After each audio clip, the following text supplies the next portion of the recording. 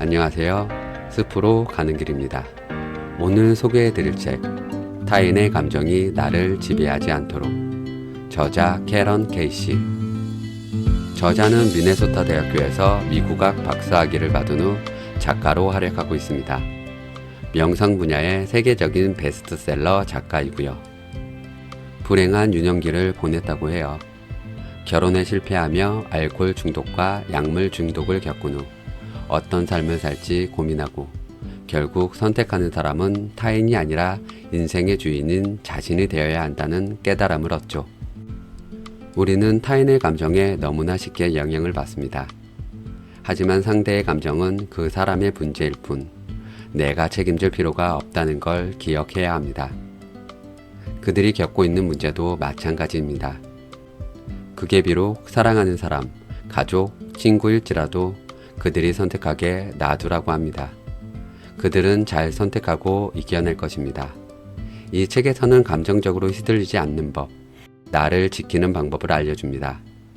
타인의 감정에 휘둘리는 것은 결국 내가 선택하는 일이라고요. 누군가 짜증을 낼 때 나도 같이 기분이 나빠질 필요는 없다는 거죠. 사실 이게 말은 쉽지만 실천이 잘 안 됩니다.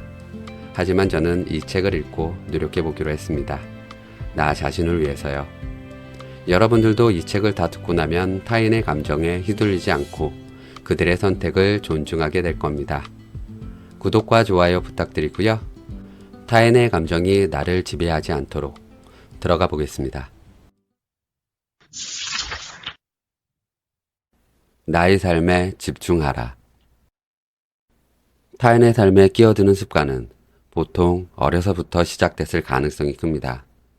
부모가 타인의 행동이나 의견을 비난하는 것을 고스란히 보고 자라서입니다. 하지만 타인의 행동을 강제로 바꾸거나 통제하고 싶은 욕망은 내 안에 있는 불안과 불만을 끌어올립니다. 부질없이 배우자나 친구를 바꾸려고 노력하며 허송세월을 보낸 경험이 다들 있을 겁니다. 이제 우리는 타인을 통제할 수 없을 뿐더러 심지어 판단할 대상도 아니라고 마음속 깊이 새기는 게 좋습니다. 우리는 스스로를 책임지는 것만으로도 충분합니다. 다시 한번 기억하세요. 타인은 내 책임이 아닙니다. 타인의 행동, 생각, 꿈, 문제, 성공, 실패 모두 마찬가지입니다. 자녀에게도 부모로서 어찌할 수 없는 각자의 길이 있습니다. 자녀에게 본보기를 보이고 올바른 행동과 삶을 가르치고 한 지붕 아래 사는 동안 지켜야 할 집안 규칙을 따르게 할 수는 있습니다. 하지만 부모의 바람이나 노력과는 상관없이 무엇을 하고 어떤 사람이 될지는 결국 자녀의 몫이라는 것을 기억해야 합니다. 나중에는 이 사실에 감사하게 될 것입니다. 나 자신만 책임지면 된다는 것은 사실 매우 기쁜 일입니다. 내 삶에만 집중하면 되는 겁니다. 무거운 부담에서 벗어나 자유로워지세요. 이는 보람없는 노력 끝에 찾아오는 낭패감을 맛보지 않을 아주 반가운 소식입니다. 내 생각과 행동을 살피는 것만으로도, 과거를 뒤로하고 현재를 음미하는 것만으로도 시간은 바쁘게 흘러갑니다. 이게 얼마나 홀가분한가요? 바로 이것이, 바로 이것만이 우리가 이 세상에 존재하는 목적입니다. 자기 삶을 살고 자기 일을 하며 다른 사람도 그렇게 하도록 놓아두세요. 그럴 때 비로소 우리가 구하는 그리고 누려 마땅한 평화를 얻게 될 겁니다. 타인을 놓아주어라. 내가 원하는 모습으로 바뀔 가능성이 없는 사람에게 매달려 본 적이 있을 겁니다. 그것이 상대에게 어쩌면 나에게 가장 도움이 되는 모습이라고 생각했을 테지요. 짧게는 몇 시간에서 수주, 여러 해를 거쳐 간절한 마음으로 시간을 쏟아 보았을지도 모릅니다. 하지만 끝내는 손에 쥔 거 하나 없이 무의미한 노력이 된 일들을 기억할 겁니다. 이는 인생 낭비를 넘어서 비극입니다. 이제 그만두어야 할 때입니다. 물론 처음엔 이런 것들을 이해하는데 시간이 걸립니다. 내려놓기라는 개념을 처음 접했을 때는 거부감이 들었습니다. 그도 그럴 것이 나는 상대가 올바른 결정과 행동을 하도록 도와야 한다고 생각하는 사람이었기 때문입니다. 사랑한다면 더욱더 그래야 한다고 믿었습니다. 개입할 상황이면 적극적으로 통제해야 한다고도 생각했습니다. 그게 관심이고 내가 해야 할 일이라고 확신했죠. 하지만 내려놓기라는 마음 공부 덕분에 배우자, 가족, 친구, 이웃, 우연히 만난 낯선 사람들, 그 어떤 누구라도 자기 모습 그대로 살아가야 함을 깨달았습니다. 누구든 실수를 직접 경험해 보아야 합니다. 그 과정에서 배운 것들, 스스로 이룬 나름의 성공을 축적할 이유가 있어야 합니다. 이처럼 부질없는 행동을 내려놓아야 할 이유는 많습니다. 무엇보다 중요한 이유는 다른 사람을 통제하는 일은 절대 성공할 수 없다는 것입니다. 그리고 타인이 어떻게 사는지 또는 어떻게 살아야 하는지에 몰두한다면 삶에서 평화를 절대 경험할 수 없다는 것입니다. 평화로워지고 싶다면 타인이 어떤 인생을 선택하든 놓아두세요. 그리고 단 하나의 인생에만 마음을 쓰세요. 바로 자신의 인생입니다.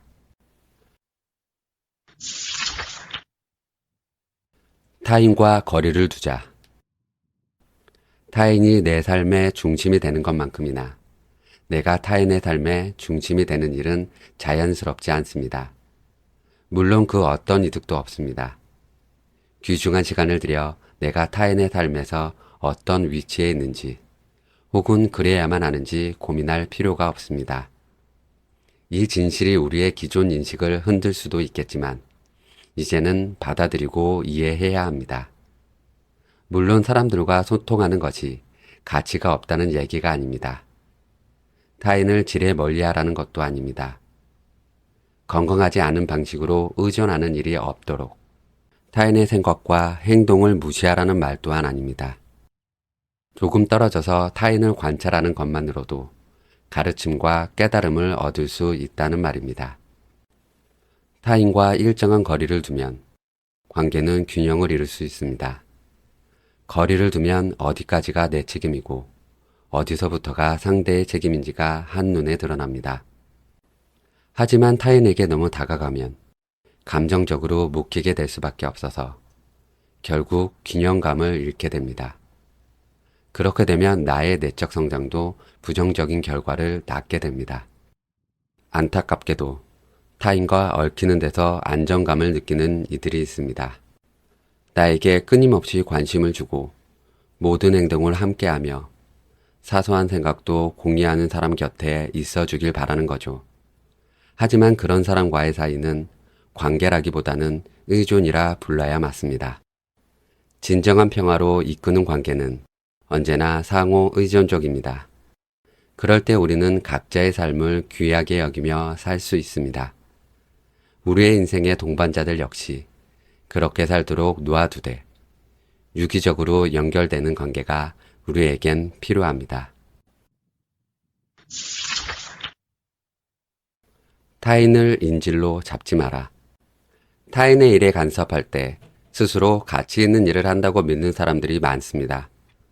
다른 사람들이 각자의 인생길을 걷도록 내버려 두기가 왜 그리도 어려울까요? 우리는 왜 타인이 스스로 선택한 일을 가만히 지켜보는 대신 간섭하려고 들까요? 분명하게 얻을 것이 없는데도 말입니다. 단순히 내 부모가 그랬기 때문에 나도 그랬어요는 충분한 이유가 되질 않습니다. 부모의 잘못된 부분을 닮지 않으려 노력하는 경우도 많으니까요. 분명 다른 이유가 있습니다. 내 얘기를 해보죠. 나는 마음 공부를 하면서 어느 정도 정서적으로, 영적으로 성장했다고 생각합니다. 이런 시간을 거치면서 내린 결론입니다. 내가 타인에게 신경 쓰는 것, 그러니까 타인을 인질로 잡는 것은 결국 내 안의 불안감 때문입니다. 인질이라니 고개가 갸우뚱하지요. 우리가 타인의 행동과 그 결과에 몰입하는 이유는 이렇습니다. 내가 이전까지는 깨닫지 못했던 어떤 가치를 타인이 내 삶에 더하거나 빼앗는다고 생각하기 때문입니다. 타인이 만들어낸 가치를 통해 내 삶을 정의하려고 드는 겁니다. 내 마음의 평화가 타인의 종잡을 수 없는 마음에 좌지우지 된다는 것은 슬픈 일입니다. 우리는 알면서도 왜 이런 상황에서 벗어나지 못할까요? 왜 계속해서 같은 행동을 반복할까요? 그건 사랑하는 사람의 삶을 도와주려는 내 의지와 행동이 좋은 일처럼 생각되기 때문입니다. 얼핏 보기에도 그 얼마나 매력적입니까?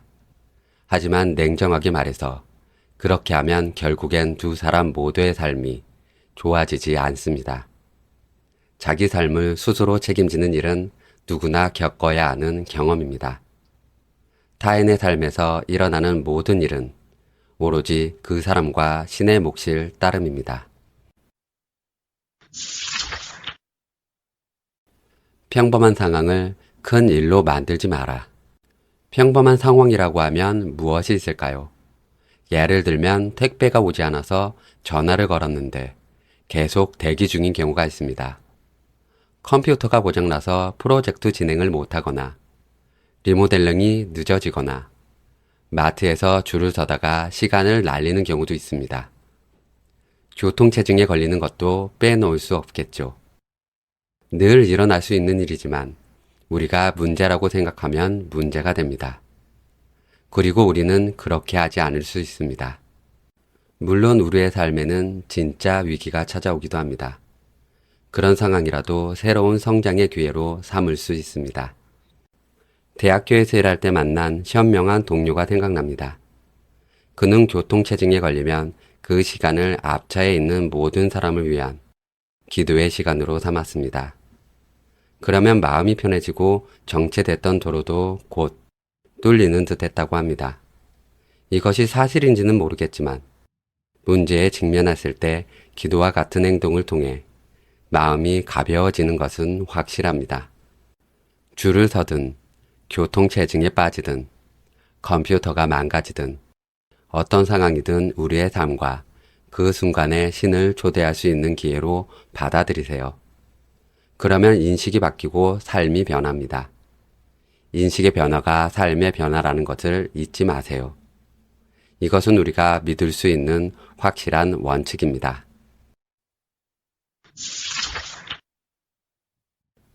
과민 반응하지 마라. 오래전 대학교에서 박사 과정을 마무리하던 시절, 과민 반응에 대해 배운 일이 있습니다. 심사를 맡았던 5 교수님 중 4분은 논문을 승인해 주셨지만 한 분은 차일피일 승인을 미뤘습니다. 더욱이 그 교수님은 약속조차 잡기 어려웠습니다. 승인해 줄 마음이 없는 게 아니냐는 생각이 들 정도였습니다. 논문 지도 교수님은 일단 구두 발표 날짜를 정리하라고 권했습니다.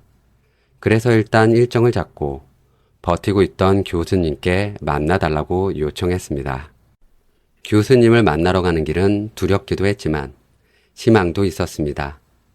연구실에 가니 그 교수님은 이렇게 말했습니다. 이거 다시 써야겠네.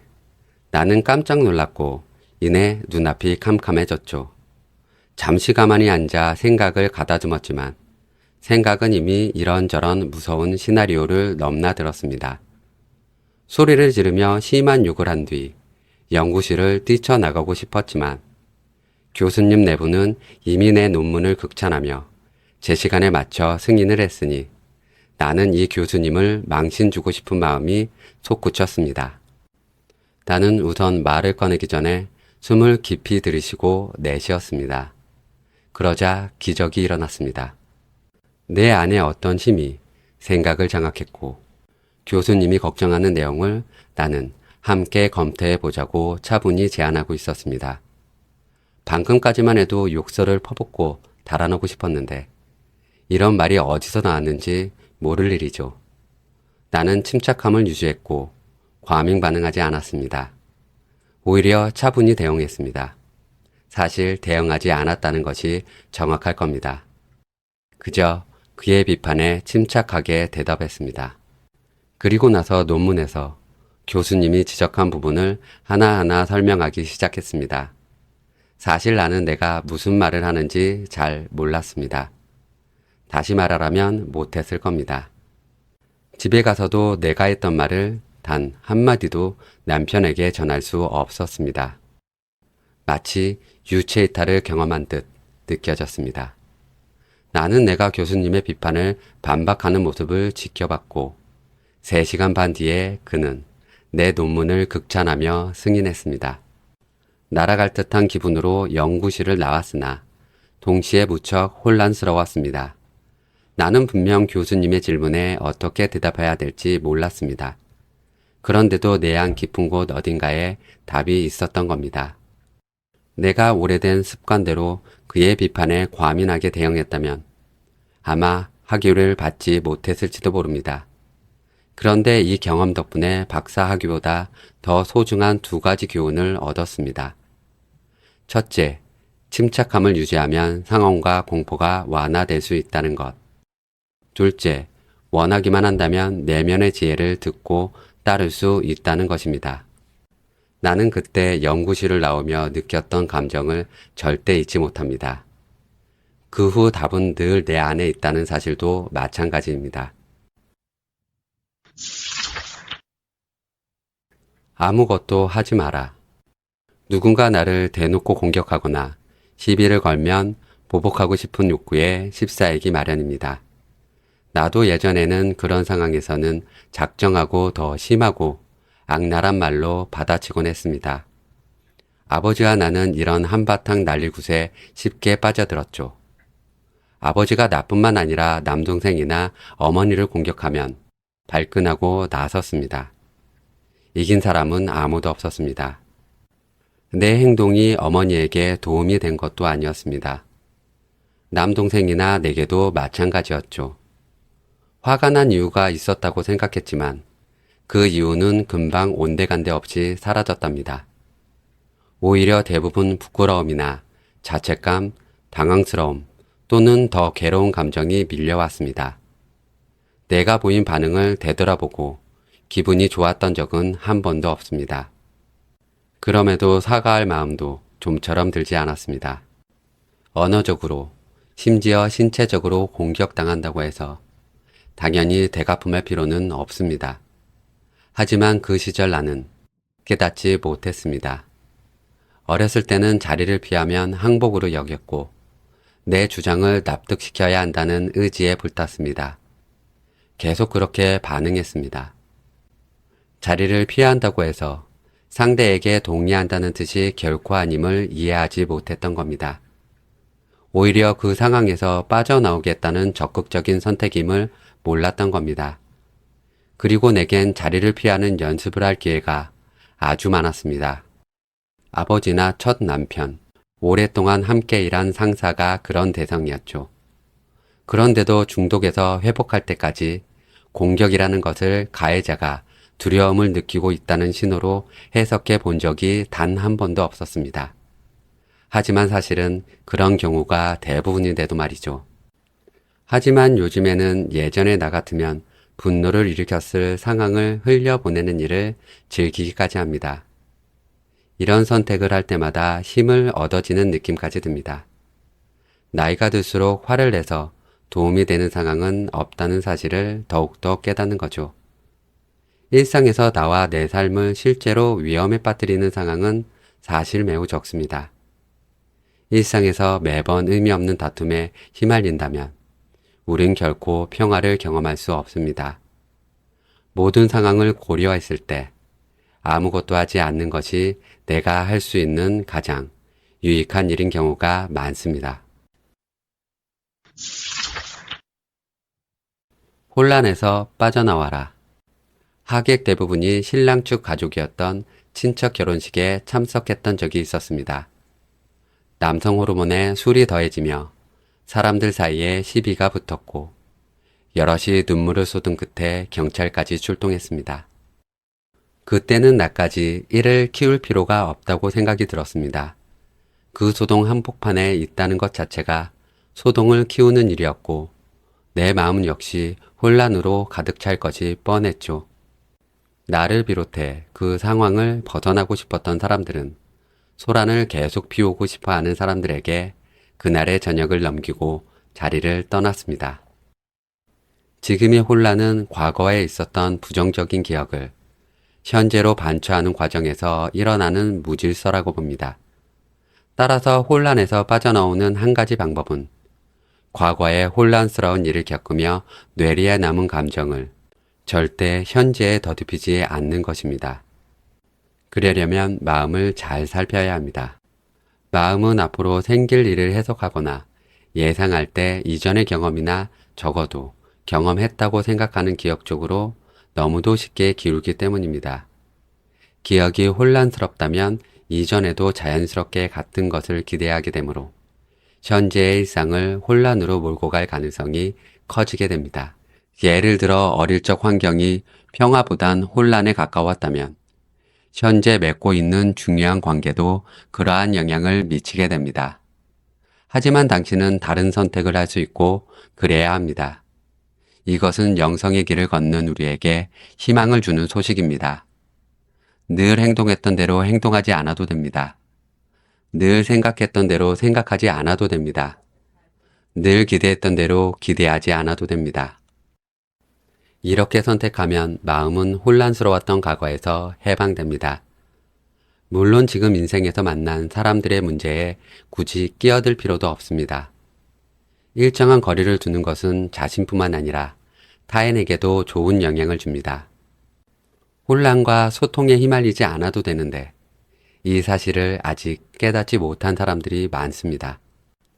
타인의 삶에 끼어드는 것이 습관이듯 타인의 삶에서 빠져나오는 것도 습관을 들일 필요가 있습니다. 마음 먹기 나름입니다. 마음을 바꾸면 인생도 새롭고 평화로운 방향으로 변한다는 것을 알 수 있을 겁니다. 모든 습관은 연습이 필요합니다. 대부분 나쁜 습관은 집착하고 반복함으로써 우리 몸에 뱄니다. 하지만 이제는 빠져나오는 습관을 연습해야 합니다. 방해하는 것은 아무것도 없어요. 의지만 있다면 가능합니다. 물러나라.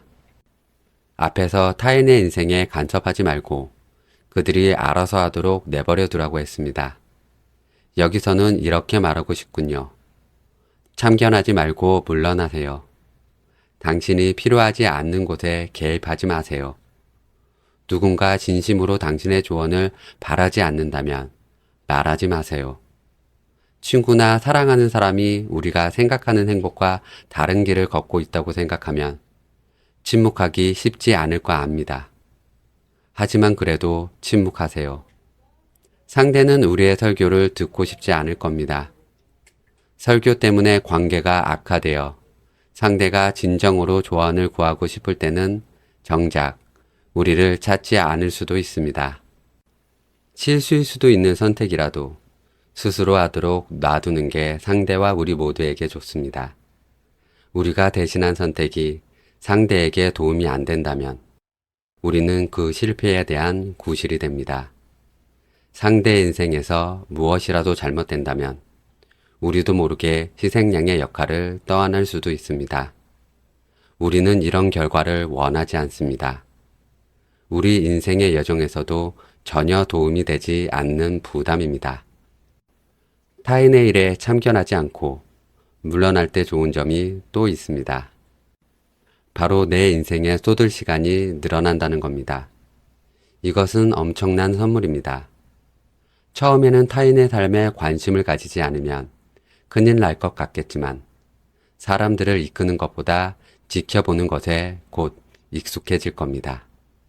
그래야 사람들이 앞으로 더 현명하게 선택할 수 있도록 도울 수 있습니다. 마지막으로 우리는 저마다 자신에게 어떻게 사는지, 어떤 사람인지, 어디로 가는지를 책임져야 합니다. 그렇게 책임감을 가져야 우리는 스스로 잠재력을 최대한 발휘할 수 있답니다. 통제하려고 하면 실패한다. 가끔은 운이 좋아서 통제하려는 노력이 받아들여지기도 합니다. 그러면 우리는 상대를 통제할 수 있었고, 그래서 좋았다고 잘못 생각하기 쉽습니다. 하지만 사실 그들의 행동을 통제한 사람은 그들 자신입니다. 그들이 우리의 조언에 따르겠다고 결정한 겁니다. 반면 우리는 여전히 스스로를 통제하지 못했습니다. 이렇게 말고 달리 설명할 말이 없습니다. 간혹 우리가 한 말이나 행동 때문에 상대가 바뀔 때면 우리는 인정받는 느낌이 들어서 자신감이 커집니다. 불행히도 이런 느낌 때문에 우리는 같은 행동을 집요하게 반복합니다. 현실을 직시하세요. 타인이 변하는 것은 그들이 원해서입니다. 우리가 원해서가 아닙니다. 그렇다면 우리는 왜 이처럼 불가능한 일을 끊임없이 시도할까요? 오랫동안 사람들을 관찰하고 나 또한 이런 행동을 바꿔보려고 부단히 노력한 끝에 내린 결론입니다. 우리는 인생의 동반자의 의견, 태도, 행동이 나와 다르다고 느낄 때 위협을 느낍니다. 그래서 그 위협을 억누르기 위해 상대를 통제하는 거죠. 위협이 클수록 더욱 통제력을 발휘하고 싶어 합니다. 하지만 모든 사람과 상황을 통제하려는 마음과 행동을 내려놓으면 내적으로 배우고 변화하며 성장할 시간과 기회가 생깁니다. 우리를 기다리는 다음 단계의 영적인 인식으로 나아갈 수 있다는 것을 알게 되는 거죠. 또한 통제를 내려놓고 목적을 가지고 평화롭게 살면 보통 우리가 바라던 그대로 타인이 바뀐다는 뜻밖의 이점도 있습니다.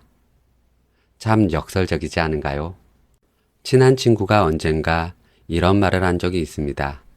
억지로 되게 하려고 할수록 삶이 더 고달파지더라.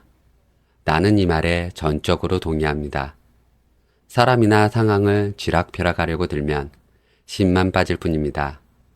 자꾸 말하지만 우리가 우주의 중심이 아니며 타인의 삶의 중심도 아니라는 사실을 받아들이기가 쉽지가 않습니다. 이럴 때 우리는 모두 한 버스를 탄 서투른 존재일 뿐이며 이건 부끄러워할 일이 아니라고 일깨워주는 사람이 있으면 도움이 됩니다. 서투름에서 위안을 얻으며 자유롭게 하루하루 살아가세요. 실제로 큰 안도감이 느껴질 겁니다. 내가 선택한 경험이니 받아들여라. 살면서 마주하는 모든 선택, 모든 경험, 모든 사람에는 다 이유가 있습니다. 우연히 나타나는 것은 아무것도 없습니다. 모든 사람과 소통은 우리가 교훈을 얻기 위해 선택한 겁니다. 이상한 생각처럼 들릴 수도 있습니다. 하지만 불신은 잠시 내려놓고 과거를 돌아보세요. 인생에 나타났던 사람들이 나중에 보니 종종 우리에게 정말 필요한 메시지를 가지고 있던 경우가 있지 않던가요? 우리는 모두 서로의 삶의 스승이자 제자입니다. 우리는 어떤 스승들에게 관용을 배웁니다. 어떤 스승들에게는 인내를 배웁니다. 반대로 누군가는 우리에게 내려놓음이 어떤 의미인지 배울 수도 있습니다. 타인과 소통할 때마다 우리는 가치 있는 것을 배우거나 가르치는 특권을 누리게 됩니다. 배울 기회를 지금껏 못 알아봤을 수도 있지만 그 교훈은 연속해서 다시 찾아올 겁니다. 우리가 배워야만 하는 교훈이므로 그럴 수밖에 없습니다. 지혜는 여러 모습으로 여러 방향에서 찾아오며 크기와 모양도 제각각입니다. 12단계 모임에 처음 나갔던 때를 기억합니다. 나는 발표자가 하는 말이 내 인생과 상관없으며 내 회복에 별로 중요하지 않다고 생각했습니다. 한 귀로 흘려듣기 일쑤였죠. 당시 내 후원자는 매우 현명한 사람이었습니다. 그녀가 이렇게 말했습니다. 여기서 듣는 모든 말에는 언젠가 당신의 인생을 구할 수도 있는 메시지가 담겨 있어요. 잘 들으세요. 내가 듣는 모든 말이 언젠가 내 인생을 구할지도 모른다고 인식을 바꾸면 앞으로 하게 될 모든 경험이 달라질 수 있습니다. 이 세상에 온 목적에 따라 만나야 할 사람을 만나고 배워야 할 것을 배우고 성장해야 할 방식으로 성장하고 있다는 믿음에 적응하면 매일 매 순간이 선물이 됩니다. 사실 모든 교훈이 전부 인생을 바꿀 만한 내용은 아닐 겁니다. 대부분은 아주 평범한 내용입니다. 우리가 아는 어떤 경험도 그냥 지나치지 않으려면 이 점을 깨닫는 것이 중요합니다. 다른 사람들의 경험도 무시해서는 안 됩니다. 당시에는 의미가 이해되지 않더라도 우리의 소통은 계획된 겁니다. 이렇게 인식을 바꾸면 정말 힘든 상황이 닥쳤을 때 문득 이런 질문을 떠올리게 됩니다. 나는 지금 어떤 교훈을 거부하고 있는가? 경험상 가장 좋은 방법은 배울 것이 늘 있고 따라서 감사할 일도 늘 있으며 우리가 서로 이 사실을 완전 자각하고 있든 아니든 간에 우리는 서로를 스승으로 보고 있다고 생각하는 겁니다. 당신이 이 여정을 위해 이곳에 와 있다는 사실에 기뻐하세요. 준비가 안 되거나 감당할 수 없는 일은 찾아오지 않습니다. 더 높은 권능을 빌린다면 더더욱 그렇습니다. 당신은 지금 그리고 늘 정확히 있어야 할 곳에서 해야 할 일을 하고 있습니다. 그리고 당신에게 진실인 것은 다른 이들에게도 진실입니다. 그들이 저마다 지혜의 목소리를 듣고 각자의 여정을 떠나게 놓아두세요. 비판에는 사랑이 없다. 확신하건대 이런 말을 자주 들어봤을 겁니다. 다 널 위해서 하는 말이야. 아마 너무 자주 들었거나 건넸을지도 모릅니다. 여기에 전할 말이 있습니다. 비판에는 사랑이 전혀 없습니다. 비판은 상대를 위해서 하는 말이 절대로 아닙니다. 상대의 마음속에 불안과 의심을 심으려는 의도가 담긴 말입니다. 그러면 우리는 왜 타인을 비판할까요? 자기 자신이 괜찮은 사람처럼 느껴지지 않아서입니다. 당황스러운 점은 우리는 비판을 통해 상황을 개선하거나 기분을 풀자고 했지만 그 결과 오히려 더욱 불행해지고 스트레스를 받는다는 아이러니입니다. 자신이 부족하다고 느낄 때 타인을 끌어내리는 일은 아주 빈번하게 벌어지고 매우 해롭습니다. 비판은 한 번 하면 반복하기 쉬워져서 방심할 수 없다는 점도 문제입니다. 비판으로 시작한 하루는 대개 비판으로 가득한 하루가 되어 나와 관련된 모든 사람에게 나쁜 하루를 안겨줍니다. 우리가 타인에게서 비판하기로 선택하는 것은 우리 자신의 반영에 불과하다는 점도 반드시 기억해야 합니다. 우리가 인식하는 것은 우리가 투사한 겁니다. 우리가 중대하지도 않은 온갖 결점을 상상해서 상대에게 투사하는 이유는 우리 역시 인간으로서 지니는 속성과 약점을 이해하지 못하기 때문입니다. 자신을 용서하려는 마음이 부족하니 남들 앞에서도 재판관이자 배심원이 될 수밖에 없습니다.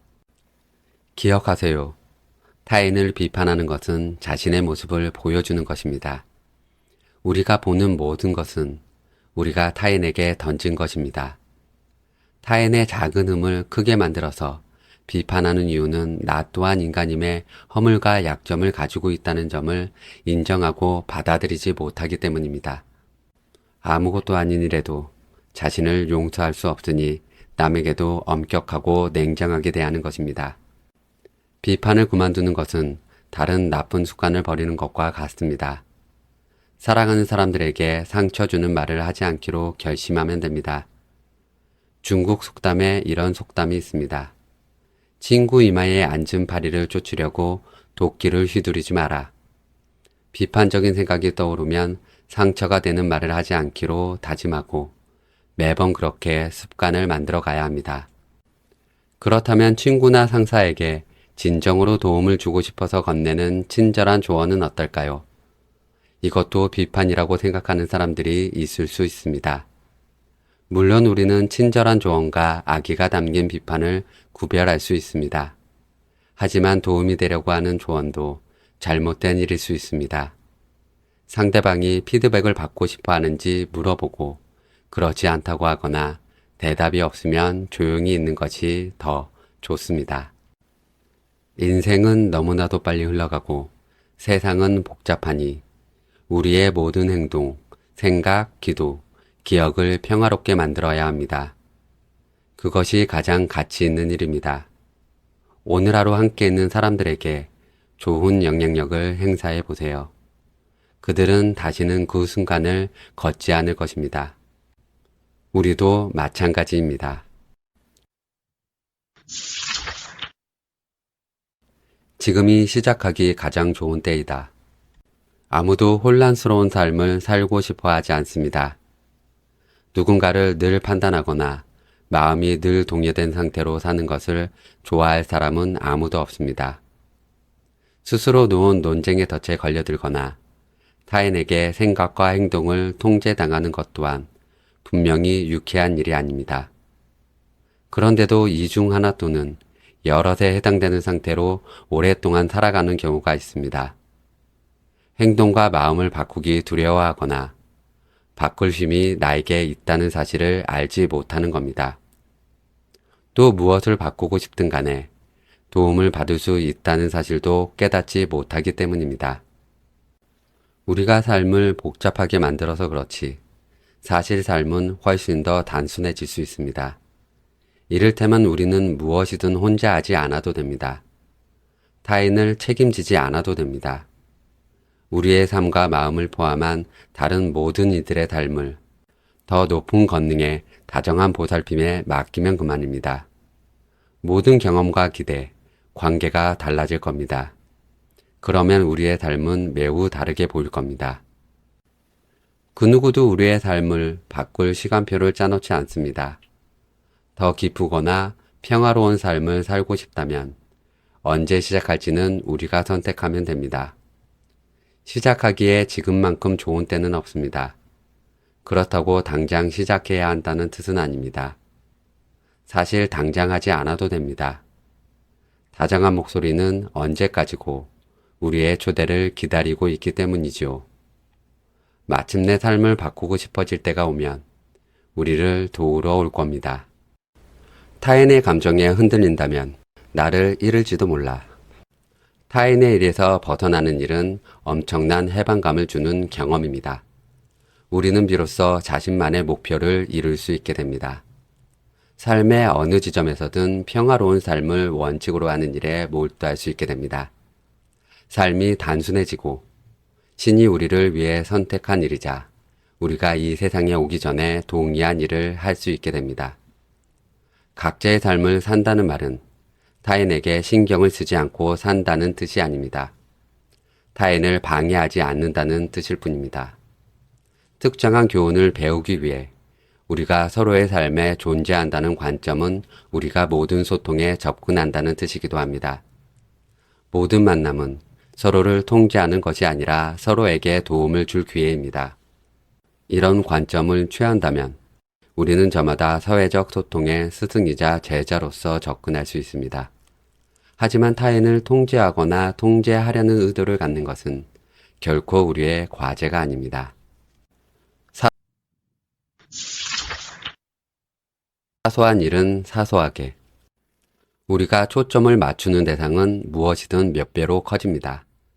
문제에 초점을 맞추면 문제도 심각해집니다.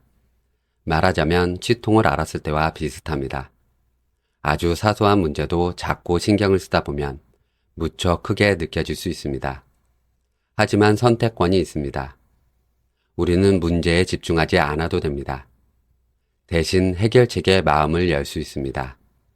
이것은 중대한 관점의 변화이며 첫 번째 단계는 의지, 즉 문제에서 초점을 옮기려는 단순한 의지를 갖는 겁니다. 이 첫 번째 단계를 밟으면 문제의 해결책으로 가는 길이 열립니다. 해결책이 나타나는 걸 보면 가끔은 정말 무서울 때도 있습니다. 사실 살면서 마주하는 중대한 문제 중에 인생을 위협할 만한 것은 드물죠. 대부분은 우리가 복잡하게 만들기로 선택하는 평범한 상황에 불과합니다. 우리가 반응하거나 과민하게 반응하는 습관이 작은 불씨에 기름을 부어 어느새 큰 불이 되는 경우가 많습니다. 하지만 자신이 한 행동이 불길을 키웠다는 사실을 인식하고 모든 상황에 멀찍이 물러나겠다고 결정할 의지가 있다면 불이 번지지 않게 막을 수 있습니다. 생일 파티를 계획하면서 배우자나 연인과 벌이는 사소한 실랑이를 예로 들어보죠. 당신이 돈을 많이 들여서 깜짝 파티를 크게 열자고 끝끝내 우겨서 이긴다면 파티는 이미 흥이 깨질 겁니다. 이런 일이 일어났을 때 득을 보는 사람은 아무도 없습니다. 우리는 언제든 문제가 아닌 해결책에 집중하기로 선택할 수 있습니다. 문제를 얼마나 크게 만들고 싶은지 선택할 수 있습니다. 늘 해왔던 대로 행동하지 않아도 됩니다. 이 사실에 무척 놀랄 사람이 많습니다. 우리는 어떤 상황이든 빠져나올 수 있습니다. 아무 말도 하지 않거나 그저 자리를 피할 수 있습니다. 다시 한번 당부하고 싶습니다. 삶에서 일어나는 소위 문제들은 대개 우리를 간섭하는 자아의 소행입니다. 마음속에는 자아의 목소리와 조용한 평화의 목소리가 있음을 기억하세요. 자아는 늘 가장 먼저 말하고 시끄럽고 늘 틀립니다. 자아는 혼란스러운 상태를 즐깁니다. 어떤 목소리에 귀를 기울일지는 우리가 선택할 몫입니다. 네, 여기까지 읽어봤고요. 결국 중요한 건 내 감정은 내가 책임져야 한다는 것입니다. 여러분들도 혹시 감정적으로 힘들었던 경험이 있다면 지나간 것은 지나간 것일 뿐 모두 잊고 여러분들의 감정을 지키면서 행복하게 보내세요.